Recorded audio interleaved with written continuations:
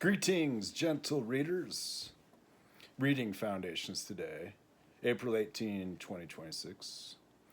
From a study with Ross Finlayson, myself, has that today's topic is to be the finite and infinite about the electron orbitals, or at least that's the first book on the stack here. The previous episode was for the continuous quantum commutators, that the commutative relations are involved in the quantum mechanics to help describe a number of different things. So one of the things is the usual account of inverses and reciprocals as identities. In algebra, usually in any account of a group, that there is an identity and inverses, and that basically defines what is algebra's group. So then for these algebraizations, then those being towards more strongly the arithmetizations relating to a whole system of the numbers, the integers usually enough, or the natural integers and then the integers. And then the geometrizations, furthermore reflecting on not just the real numbers in a linear continuum, but actually the entire account of the infinitely dimensional space that axiomless geometry can make a proviso of which exists is for the spiral space-filling curve of the space crossing, what results then eventually after the infinite dimensional superclassical account, just a classical account of 0, 1, the line drawing and magnitudes, that algebraizations and arithmetizations and geometrizations are the usual sorts of accounts of then relating the structures and the models of things to being of a kind. So the commutation relations and the anti-commutation relations then get involved in various notions of the algebraic and for cancellation, and then also for addition formula and subtraction formula. And then what's left over is of the subtraction formula from Max Born's account from problems of atomic physics or atomic dynamics of the placement of these sorts of commutation relations in quantum mechanics is whether a phi minus phi a is 0, which would be the usual account of the commutative, or when the commutation relations are as after this later system of accounts of equations that it's non-zero. And then it's defined why those are related to the Planck length, or the Planck's constant, as for the regime under atomism, Democritus's chemistries, the stoichiometric of accounts of chemistry of the Planck length, and the account of the trans-Planckian regime. So underneath the angstroms in the regime where things are observable by light and where frequency is still a thing, hear about the roots of natural frequency in this sort of account. That the continuous quantum commutators then is also that they're kind of quasi-commutators in the usual development. And so that relates here specifically enough to Tullio Levi-Civita's the indefiniteness of ds squared, which is to be the metric and to give straight lines and right angles, and about the infinitesimal account of when things come together or go apart and how they start and all this kind of stuff in the course of passage from 0 to 1, and about points and particles and the particle conceit of particle mechanics, later the quantum mechanics.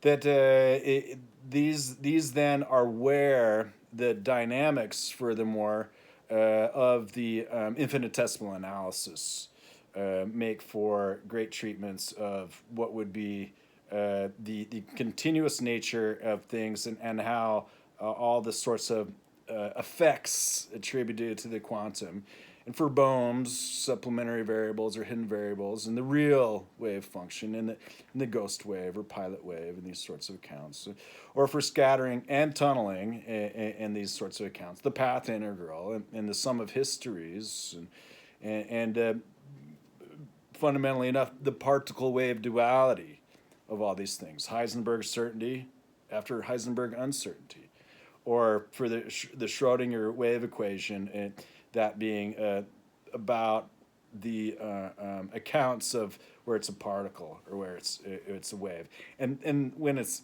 a constant, and then it's zero in these sorts of accounts of ways to look at the formalisms, the theory, its symbolic treatment of quantum mechanics that are where it can be tussled apart, made a deconstructive account, and that then those are part of the stack of the truncations and the reductionism in the overall account of mechanics and theory of the physics since Hooke's law and then for Clausius and Arrhenius, and then about Boltzmann, and then for Planck, helping explain why Planck's constant is what it is, and that it's basically, according to electron physics, that being the measurement of an atomic scale element, the electron, its charge-mass ratio, why the whole account is stacked up this way, and that the greater potentialistic account is real, and this anti-reductionism account makes for this a continuum mechanics again. So this is how and why in the formalisms and the successful formalisms we have today and the reductionisms that we have today for quantum mechanics, that can be approached. And then for things like solid state physics, the book that has all these different effects and explaining how and why they aren't explained by otherwise the theory. And then for relativity's account of being good to the first order, because the approximations and truncations, reductions, make for the account of why it's incomplete. For getting general relativity and quantum mechanics back together again with all the account of mechanics, so giving them their classical import, which is really ultimately after the superclassical import, that's a great account of anti-reductionism and for the holistic in theory.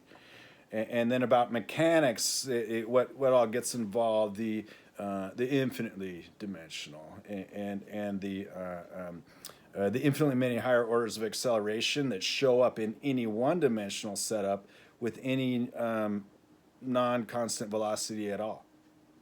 So these sorts of accounts of the truncations and the reductions, these abstractions and their approximations, and then having those as good to variously like the first or second order, for example, with regards to the discussion of like the doubly objective relativity theory as a natural extension in reduction of relativity theory that would also just give further accounts for science to the theory, strengthening the form because it opens the form and makes it so that the greater account of mechanics would be included, that these sorts of things are considered evident in the deliberations, contemplations that arrive at such theories as quantum mechanics, or after the absolute differential calculus of Levi-Civita, the relativity theory. And then for Einstein, that there's the inertial system is what it is. It's not a system of momentum, it's an inertial system. That then the other account I would make there that I thought of since last time, that I noticed, was that the account of angular momentum after momentum has like, well, it's nothing zero. It's always just torque is just the application of torque to torque via torque and so on and so on, vis-a-vis static and dynamic torque. That momentum and angular momentum then is for being non-zero. It has also that the arm of the moment is always having its own moment arm as well. And so in the treatment, that's just given a zero. And so it just makes another example of where there's a back and forth that in this resonation and alternation needs a greater sort of kind of the dimensional alternator and resonator to help explain why a dimensionless quantity is actually fully dimensioned by all the dimensions. So that's a greater dimensional analysis. It's a greater dimensioned account. It explains the whys and wherefores of why the reductionism has kind of reached its limits, and that quantum mechanics and general relativity don't agree to an arbitrarily large amount. They don't agree, 120 degrees of decimal magnitude, which is a larger number than can usually be accommodated in any matter of discrepancy. And that for gravity and the inertial system to so be, and as for inertia, that then it's about the reflections on the singular aspects of the theory about why it's an inertial system, and the energy is conserved in the entelechy, in the connectedness of things, and then for that these are the pieces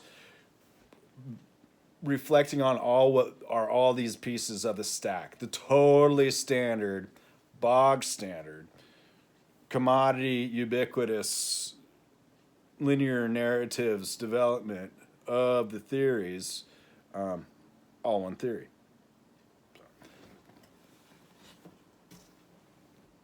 This book then is from Fariseau and Shire, S-C-H-E-I-R-E, and Fariseau, P-H-A-R-I-S-E-A-U, Electrons in Finite and Infinite Structures. Planck Press, B24 from ASI. Let's see here. Electrons in Finite and Infinite Structures. Published in cooperation with NATO Scientific Affairs Division. From Fariseau and Scherer from the Seminary for Theoretische Wissenschaft Lage Energie Kernfysica, Rijksuniversiteit Ghent, Belgium. One wonders or imagines that they'll be getting into semi-infinite for like Wigner's account of the semi-infinite, which here is made as of about the co-semi-dimensional in the identity dimension. And then the usual idea of trying to figure out for a test charge and a particle, the accounts that vary between having finite distances and then infinite distances, and how to make accounts for integration over the potential of all these things. So when you think of an infinite area, one way to think of it is as of a circle. And so it's radial, and then the norm and metric is everywhere preserved, is because it's according to geometry that the kind of, instead of the parallel postulate where that two parallel lines are equidistant, the least distance between them forever, is that the radial lines simply expand. And so then it builds for each one of those a new origin, a new coordinate settings coordinate, where it's so that the affine and conformal mappings after the metric and norm are kept, they're maintained. So then the idea of otherwise being a circle, the whole infinite radius of the world, or an infinite setting, and the other idea is whether it's shaped as of a square, or otherwise that then the integer lattice has for so that the usual counts of coordinates keep that, at least one of those coordinates being a distance from the origin. And then that the other coordinate is as well a distance from the origin. And then the projection is under the quadratic. And so that account of the quadratic, and then it's for the triangle inequality, aka Cauchy-Schwarz, and then for Holder inequality later in functional analysis, has that. It just makes for the account of that the sum of two vectors, the vector resulting, that its length is less than or equal to the given vector's lengths. And then that makes the triangle inequality, and it's used to uphold all such matters of the metric and later the norm, as to why then matters of relative motion or relativistic dynamics are otherwise not just entirely let out as not being conformal anymore, or not being affine, the transformations that would so make them, not being Euclidean. And then the accounts of tensors after the Reggie-map, REGGE, and the Ricci tensor, RICCI, is making for a region and then a line in that region. These sorts of accounts are all eventually are ultimately together trying to make it so that then the tensorial products would be as like these vectorial products, and the accounts of the relations to measure, to geometry, and then measure. So then which one of those circular square or the circle and box modalities one might aver, for example, in reference to something like Dana Scott's circle and box modalities, which is a matter of quantification, whether something's so in the infinite or not. For non-standard accounts, here somehow to be extraordinary and super standard. That then these finite and infinite electrons, one imagines would be about the various considerations that go into the development of the analysis for things like Lienard-Wiechert potentials and the like. And then also as regards to orbitals, because the orbitals are not like classical orbits, they're electrons orbitals, and so electrons as particles are arbitrarily fast in their orbits, and then they never degenerate. But yet the idea that the discreteness of the orbitals is about the particular the statement of the particle theory that they're fundamental particles, and for Pauli principle discrete in this way, the particle conceit. Why orbitals both are and aren't modeling the orbits of classical mechanics' milieu, and then otherwise are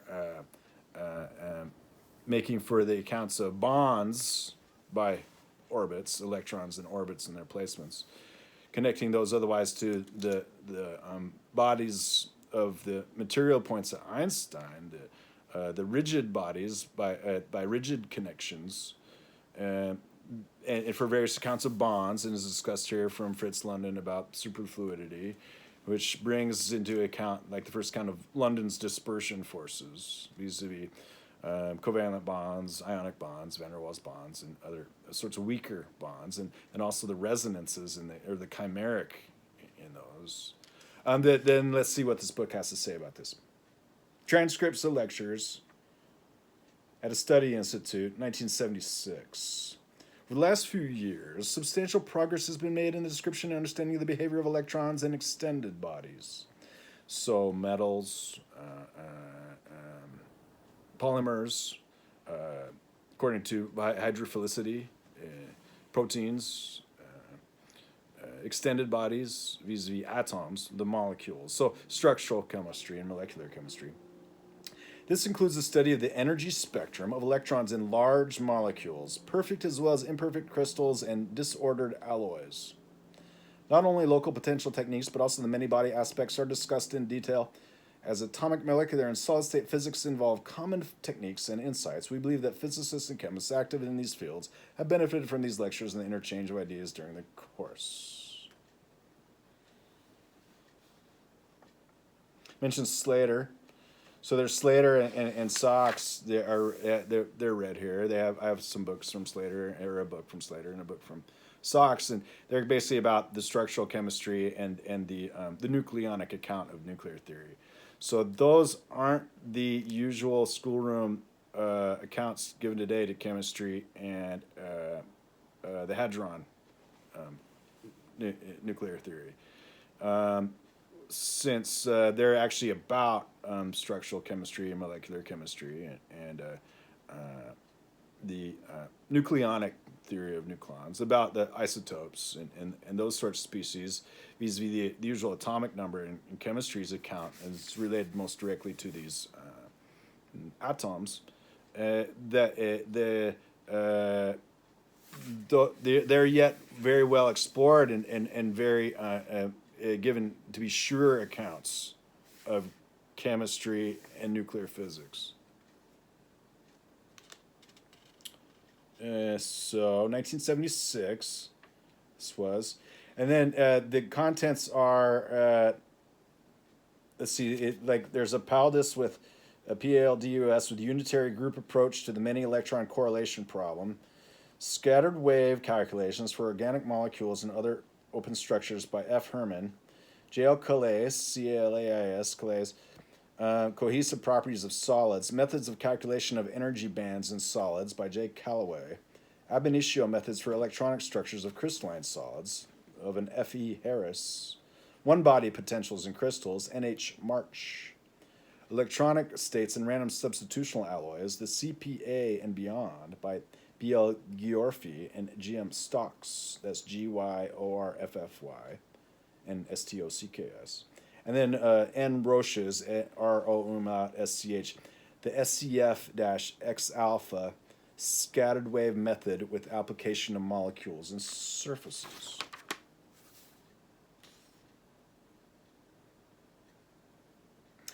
Currently, theoreticians in molecular science and solid-state physics are confronted with a growing demand for a quantitative description of systems consisting of a large but finite number of electrons. So here that's basically given to be that, well, there's particles and then waves. So it's just well known and understood that after Heisenberg's uncertainty is basically given an account of that the particle conceit is that, well, particles are waves, and waves are particles. And then the wave theory is the usual kind of everything is a model of change in an open system. And particles are given as a model of state in a given fixed setting. Then resonances are the idea above that like from particles are to waves as waves are to resonances. And waves are to particles as resonances are to waves. And then as well that resonances themselves are just particles. They're acoustic or optical. The sonons and phonons or photons and another particle that's the light-like. Those models vis-a-vis the states of matter and the classical and the descriptions, all those things, those being as a particles, and then here about the when many electrons are free, basically, and then what to make of those is as of resonances and resonance theory.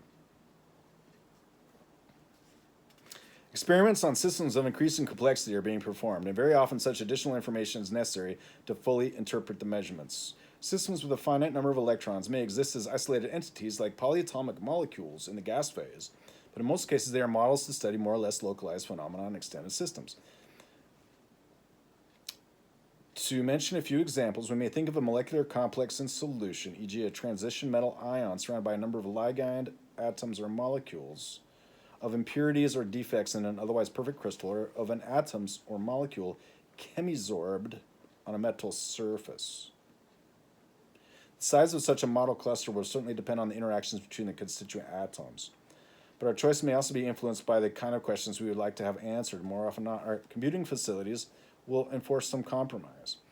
These questions will be taken up in more detail later on in the lectures of Professors Lidiard and Dr. Herman.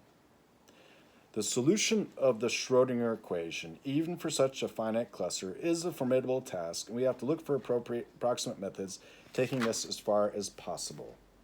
So here, reflecting on the recent talk on the continuous quantum commutators, was again about the account of that how one might say, the constant is the only solution, which is then given to then the placement of the term is the quantity, and then also there's for zero being it as well. So here with regards to the ideas of the Schrödinger equation and the solutions of that is about what. It's not just what's the solution to the Schrödinger equation. It's under what conditions is it non-zero, and under what conditions is it not a constant. And then for the implicits and all these things that apply. Vis-a-vis what it intends to entail is just kind of the centralizing tendency is like it's a wave equation.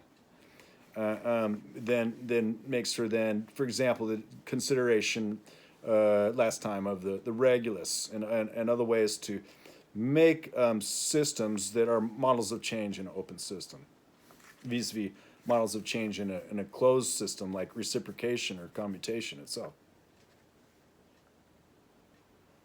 Hartree-Fock is mentioned. The most prominent method, at least in molecular science, is the ab initio Hartree-Fock HF method, based on representing molecular orbitals, MO, as linear combinations of atomic orbitals. This method, however, has been limited in practice to systems up to approximately 80 electrons to give a rough estimate because one has to adopt large basis sets, has to compute very many multi-center integrals in the order of n to the fourth power. Simplified LCAO type molecular orbital methods, for instance, these based on the neglect of differential overlap, NDO methods, have found many useful applications, mainly in organic chemistry. Attempts to apply the same approximations to molecular clusters containing atoms of higher atomic number, e.g. transmission metals, met with considerable difficulties. So here would be reflections on the Helmholtz-Kelvin bit. It's about the spiral waves and wave spirals in Helmholtz and Kelvin. And then that there's like the Helmholtz layer and transition layers, and it's about electrons. And then the regimes about the angstrom regime, and then this chemisorption regime with regards to the behavior of metals and other substances that aren't exactly chemical, yet aren't exactly physical in the sense of just usual interference, but actually affecting the structure chemically. And that being also similar to things like matters of the active sites vis-a-vis the structural features of proteins and so on. The molecular machinery of the molecular modeling vis-a-vis just that all the equilibration results. That these are accounts of the different ways to consider that then as these experiments go to show, the usual accounts do not handle and become quite difficult. So this is then just kind of a descriptive account, and in these then, as it's related, it's to be resolved is described by the usual implements, the tools like a wave equation and this kind of thing. For large clusters, or even crystals, a completely different approach to this correlation problem, as it is called, has to be looked for. So this is getting into then matters of formalisms, Johnson's, Ruthon's, Harris's, Schrödinger, after Korringa-Kohn-Rostocker, about energy bands in solids, or like methods applied in the theory of electron bands of alloys.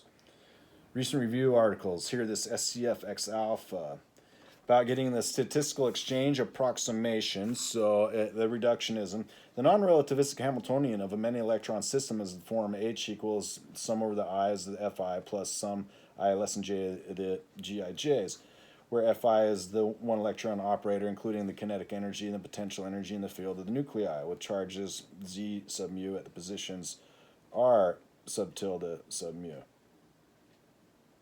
So each of these indicating either means or sums, and then otherwise those being as of the Hamiltonian, that it's the eigensystem really that makes it so that why this so the values are alike, same, preserving the products in the conformal and the affine. And then this field is given as the f sub I equals the negative Poisson, or the grad, the great gradient, that being the partial sum of those, almost usually, we usually, whether it's the Laplacian or the Poisson. Grad squared sub I minus 2 of this sigma over the mu's of the z mu over the tau I sub I mu, that being the time and the z of these, of the charges z. Then this gives this subtraction formula, which should be familiar kind of from the development of the quantum commutators, that the subtraction formula is then that this field is somehow non-zero everywhere, yet it's vanishingly small with regards to the charges being vanishingly small, because they're point-like, the test charge and these kinds of things. and then it's for the time, and then whether that's given. With the r sub I mu's equals the absolute value of the r sub tilde i's minus the large r sub tilde mu's, giving the distance from the position r sub I of electron I to that of the nucleus mu. And so those distances would be given vis-a-vis whether the electron and the charge mass ratio is given as a fixed value and it's finite, or if it's got an arbitrarily small mass to its charge, or if the mass is both arbitrarily small with respect to the charge and also it oscillates with regards to what an electron is and what it can be measured as, that is measured as charge to mass ratio, not just charge by itself. The electron, if it's only charged, an electrical charge by itself, it's only ever measured as a charge to mass ratio since Millikan and forever. And it counts otherwise. They're kind of a second reduction that then kind of limits their applicability. Here, that's just pointing out that then this distance has these interacting terms and implicits about otherwise the kinetics would be involved. And what then makes for a model of force, they're oscillating is the point. The repulsive Coulomb interaction that Coulomb gives inverse square or Compton. Coulomb and Compton have different things going on. Coulomb basically given inverse square for charged particles, and then Compton having the effects, but it's also explaining why it has a gradient and it goes from being far away to close. This being about here the cube wall. That's the thing. To that of nucleus mu. The repulsive Coulomb interaction between the ith and jth electrons is given by the G expression, the kind of like gravities, this inverse square, but here with regards to repulsion instead of attraction, equals 2 over the tau of the I sub j equals 2 over the r sub I, r sub d. So it's basically given that the distance is how long in time they are at a given distance. As is customary in the X-alpha theory, we're using Rydberg energy units throughout. 1 Rydberg equals 0.5 AU. Atomic unit, I guess that would be, vis-a-vis astronomical unit in models of orbitals and the like. For a molecule or a solid, we assume the Born-Oppenheimer approximation of fixed nuclei to be valid. So that would be Born's, most likely for sure. There will then be an additional constant term in the Hamiltonian representing the repulsive interaction between the nuclei. This additional constant term, the U sub n equals the sum of the mu's not equal to gamma, I suppose, z mu z gamma over r mu gamma. This term does not affect the following discussion and may therefore be added to the total energy at the end of the calculation. It has to be. It's another term that exists in otherwise the derivations that arrived at given these. And so it's got at least one approximation. It's got at least some interacting terms, and then it's got as well at least one conflation about length and time and the distances. If one takes the wave function as a determinant formed from orthonormal spin orbitals, mu sub I, one obtains from the familiar Hartree-Fock expression for the energy expectation value, and it's the integral of it's the sum of the ni's times the integral of the distance in the mu sub I stars of a given point, or like the test particle or something, I would imagine, or particle A vis-a-vis particle B. The usual counts of Lienard-Wiechert are with regards to just a test particle at kind of a random location to compute the field of the potentials, and thus the field of the forces. Here computing this field is about pairwise instead of kind of abstractly like Lienard-Wiechert does it. So Hartree-Fock and Lienard-Wiechert are different ways of doing things. So that term, this first sum over the integers, the elements, so just the numbered elements of the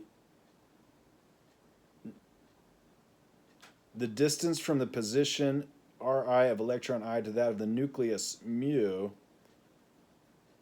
that then the UIs here are the spin orbitals. So the various spin orbitals, S, D, P, 1s1, 1s2, filling in the orbitals in the usual account from atomic chemistry. Then is here is where the spin orbitals are introduced in the expression of what Hartree-Fock expression is of this energy field. And that the second term then is added to that is the sum of the I less than j of n sub I times n sub j, and again those being the distances. That then it kind of it makes a technique of where something can be reduced in form by the combinatorial reduction of starting with each of them a piece and then reducing that one and assuming that it's constant for the rest of them. This sort of account of d1, d2 of the G, the force 1, 2, pairwise a piece of the orbitals and the second orbitals, so as with regards to the jump of the orbitals, and then times the term in the brackets the pairwise subtraction of the u sub I1, u sub j2 minus the u sub j1, u sub I2, and why that's not 0 in this sort of account. So the occupation numbers n sub I have the values of either 1 or 0 according to whether the spin orbital mu sub I or u sub I is occupied in the determinantal function or not. So this speaks kind of directly to the reading that started from Born about the determinantal terms, and then pretty directly into how that's all stacking together and supposedly made into a pile of blocks and then stacked up and then knocked over. That here it's just much the same sort of account. The symbolic integration is meant to include the summation over the spin variable. So that's the account of angular momentum, that it always includes spin, because all accounts of the measurements and observations add up that it does. So the spin was added as the fact that it's super classical, the actual behavior of these particles, that they're not classical particles, that they don't necessarily observe not being infinite in speed in terms of any kind of perceived revolution or making a circle of these particles. The spin is an integer property, usually affecting that, like when talking about Penrose's spinners, and the idea of that it takes 2 flips to make a turn, and these kinds of accounts. This is added here as the author's note. The symbolic integration is meant to include the summation over the spin variable.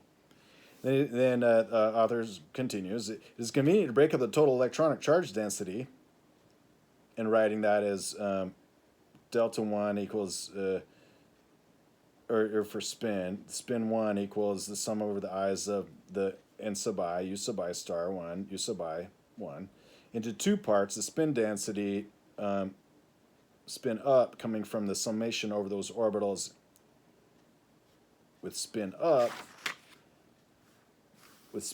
equals the sum of the over I of the I up, and spin down defined in an analogous fashion. And then writing it is putting the Hamiltonian inside the expression for a Hartree-Fock expression. And getting the energy field is sum over the ni's plus 1/2 the integral of the spin 1 times spin 2, g12 of d1, d2, minus 1/2 this. So that it's built up more of these subtraction formulas, and furthermore, it's just kind of cut them back and forth. Where u xhf 1 up 1 equals negative sum of the I over the ij's of I up, j up, and I and d times this integral. The the spin orbitals pairwise 1 over 2.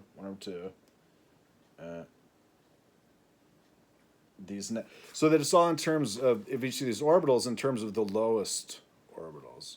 What would be the highest energy orbitals? And so those are kind of given as ultimately then that would be kind of as for a continuous account instead of a quantum account, as about the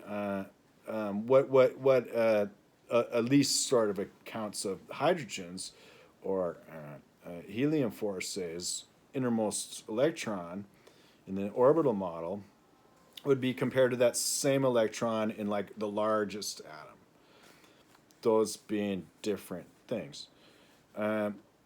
About that the actual density of the materials, for example, would help exhibit this by basically having that hydrogen is very dense, not at all, and then the largest atoms by their atomic structure are also the most dense, instead of by the repulsion having everything in the universe to be the same density. So this account of the formalism of Hartree-Fock is and the reasoning about the electrons in the orbitals for chemistry and molecular chemistry, and hear about the nuclear physics involved, is a reading of it this way can help to interpret these terms, which then would give, according to the floor of that least energy, a constant account of energy and an energy budget, while still helping explain things like structural chemistry's account of the density of molecules by their state of matter. Now we can see that the second term, that's the spins, the half of the sum of their integral, represents the classical Coulomb energy of a charge distribution, including the self energy. So the spin is for the self energy is about low energy and high energy, and then self energy is kind of the account of that it's oscillating. And so that's it's potential energy in a sense. But the potential energy is given to be on the outside.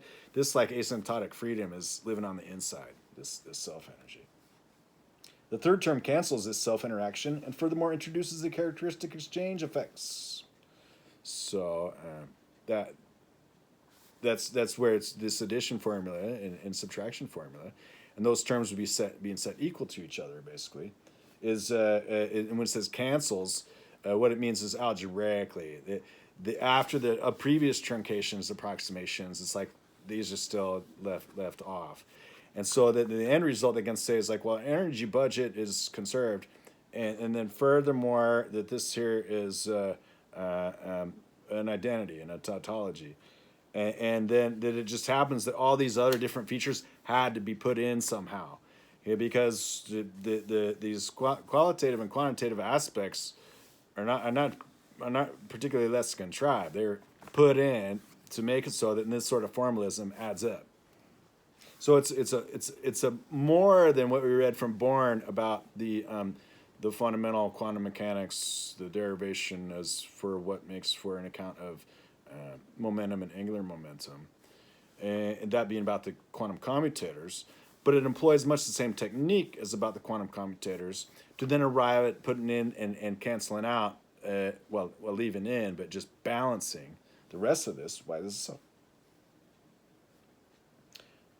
This exchange potential of U XHF up, the same thing is true for U XHF down, of course, may formally be interpreted as a rise from an exchange charge density.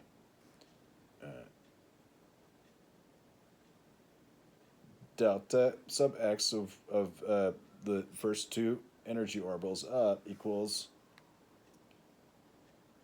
a sum over the ij's, a negative sum over the ij's, so like a negative potential account of the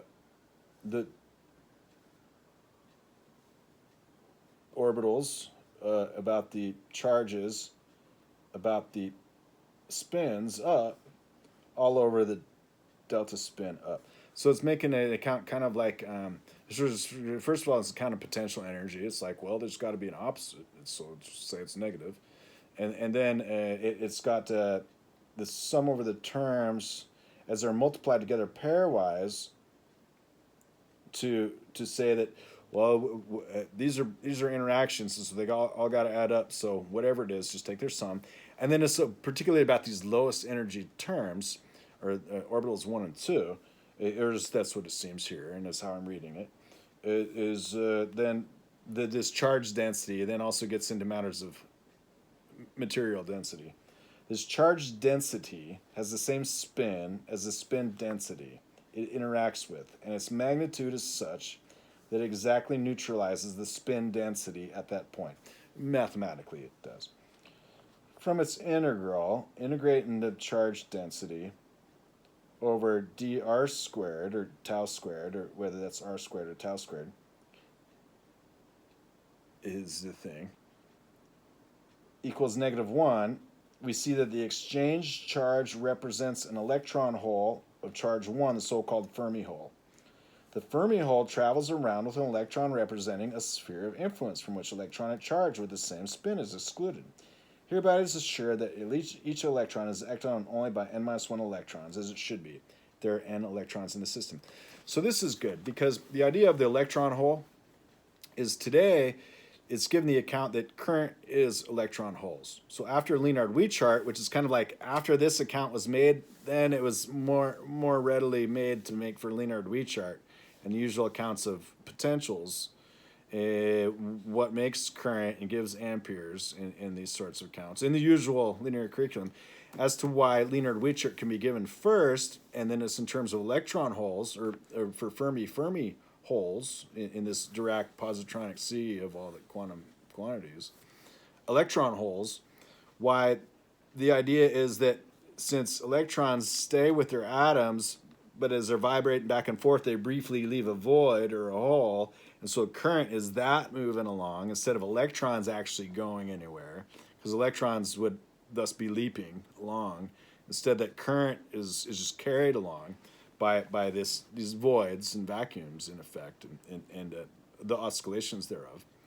That's after this account of otherwise this quantum in this theory. So for Lienard-Wiechert, it's like, well, we're not talking about this quantum mechanics yet, but the way we're going to do it with the test particle results arrives kind of the same. And then if here for is like we got all chemistry and nuclear theory to put in one box. And furthermore, for this charge density and that being continuous, then we'd have to figure out, we're going to call these electron holes. So those line up quite well.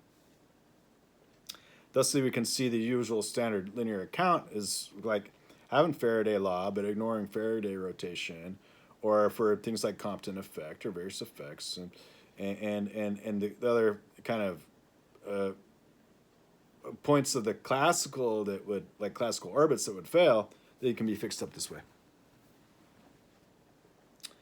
As the integral of the Fermi hole is independent of the position of electron 1, it is tempting to assume that its shape may be described by a uniform shape function, i.e. this spin x up 1, 2 equals negative spin up 1 f r 1, 2 over a. Equation 11, which is the anti-relation that spin x up 1 equals negative spin up 1. Oh, that's that reflecting kind of on the potential account, the spin density and the charge density and magnitude. That is about the oscillation of the term again, because. Oh, and then also furthermore for G sub x, that being the account of the terms, that then it's a later account that requires that f0 equals 1, and then the previous function about the exchange charge relates the range parameter a to the density 4 pi a cubed spin up 1 times the integral from 0 to infinity of x squared fx dx equals 1. That being then just giving it a distribution, then that is a function in x is a probabilistic account, and then it can be fit to anything that says it's probabilistic. Using these formulas, we obtain for the exchange potential u sub x up of 1 equals the integral of the delta sub x up 1, 2 of g times g1, 2 of dr squared, r sub 2, equals negative 8 pi a squared delta, or spin up 1, integral times, integral, excuse me, I'm kind of losing terms here. Integral from 0 to infinity of x fx dx, whatever is that formulaic account. And as for that being just a factor of the term, given that it was off of those previous expressions, but kind of ignorant that the expression about the neutralizing the spin density at that point, which reduces where to give a constant, and this constant c equals 2 times the quantity, the integral of this quantity, x fx dx, that being just a part of the term of the a distribution as a function, that being just a property that is, as long as that holds, it is given, times the integral from 0 to infinity of x squared fx dx, that squared, and then taking the cube root of that. So to do so, it's considering things from multiple dimensions, like in the area and the volume, and then otherwise bringing it out. That this deserves quite a bit more broken out development with regards to how it's kind of pulled together, because the account that the u sub x up of 1 equals negative c of this 4 pi spin up 1 to the cube root of that, and then that c is given as just this implicit in formulation expression. Is later it's saying that c is a constant, is c is a formula, or here that force is a function of time vis-a-vis a quantity. Therefore, we find in this approximation that the exchange potential is proportional to the cube root of the spin density. Proportionality constant depends on the first and second moment of the whole shape function. Let us mention here that it is possible to obtain the exchange potential by applying approximation directly to an exchange charge density defined in terms of the second order density matrix of the system. And this way, one avoids viewing the X-alpha method as an approximation to HF theory, but rather as a different self-consistent field solution of the general many-electron problem. The derivation of the X-alpha method given here is intended to underlie the common physical content in both self-consistent field theories.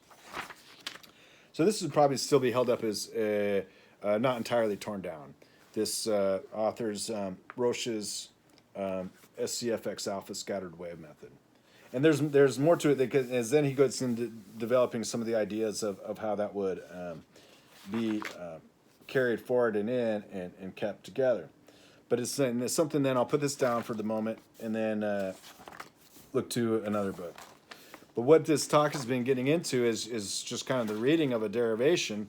And then for Hartree-Fock, then we have this Rösch X, basically we'd call it, or Rösch-Fermi, the account. And then getting into, like, for example, later chapters talking about spin density descriptions and using similar, if not common terms. And there's mentioned block here. And so here, when reading from Pipard, was mentioned like block and the block wall. As Bloch, 1928, was the first to recognize, if we consider the Gellium model of electrons moving in a uniform neutralizing density of positive ions, then at sufficiently low density, Hartree-Fock theory shows that the ferromagnetic ground state must become stable instead of the normal paramagnetic state. Thus, from equations previously, the kinetic energy density is proportional to rho sub naught being the positive ion density. or in terms of the unusual electron gas parameter, the kinetic energy particle, whereas from equation previous, the exchange energy per particle is proportional to inverse radius. And now if we flip the spins so that all of them are parallel, completely saturated ferromagnetism, though we double the volume of the occupied Fermi sphere and hence increase the kinetic energy for sufficiently large R sub s, we gain more exchange energy in the ferromagnetic state is stabilized. So what I relate this to is that the shape function is a distribution, could be one of two things.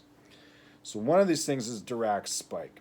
And it's a spike, and it's got area 1. So ideally, that's like the most direct pointing this shape function. And the other one is the radial basis function. It's basically a bump on the line that's like a circle or semicircle, radius, such that the area under it is 1. So either these as a function or the shape function about the shape and scale parameters of distributions, so that the real analytical character would either reflect A, that it's at a location or oscillating back and forth, or B, it is moving from location to location. That in these accounts of these approximations, those sorts of shape functions would then make for particulars in the asymptotics, so that then it could be determined like this does go from point A to point B, or this stays or oscillates at point A.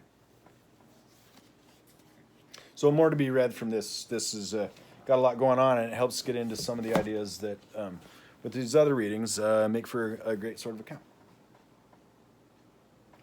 This book is labeled Physics in Industry, the Acceleration of Particles to High Energies.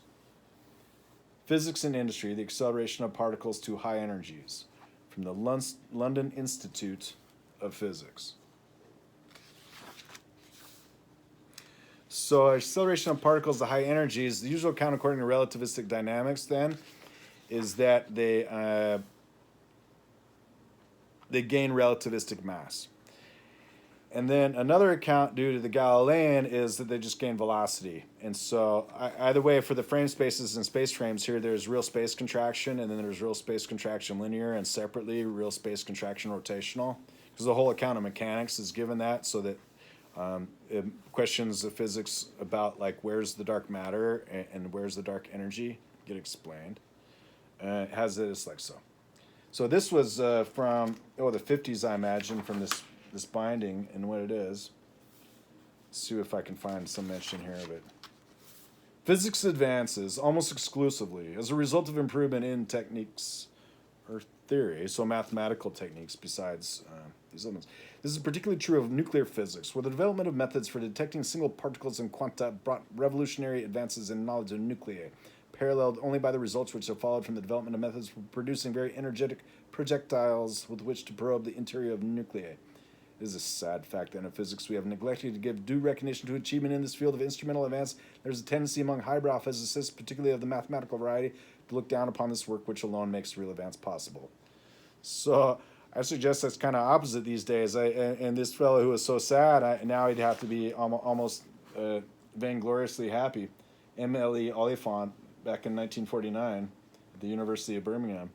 Because today the operational instrumentalist view is these are the 1,000 collaborators trying to add an extra zero to the measurement of an electron. The chapters in this volume of the Institute's Physics and Industry, this is the editorial note, series are based on the papers presented on the last day of its 1949 convention held in Buxton. These two sessions were arranged by the Institute's electronics group and were held on 21st May 1949. The convention was attended by some 400 members of the Institute and was intended primarily as a domestic function to enable members to learn something of each other's particular field of work rather than to provide opportunities for experts to discuss their researches with other specialists.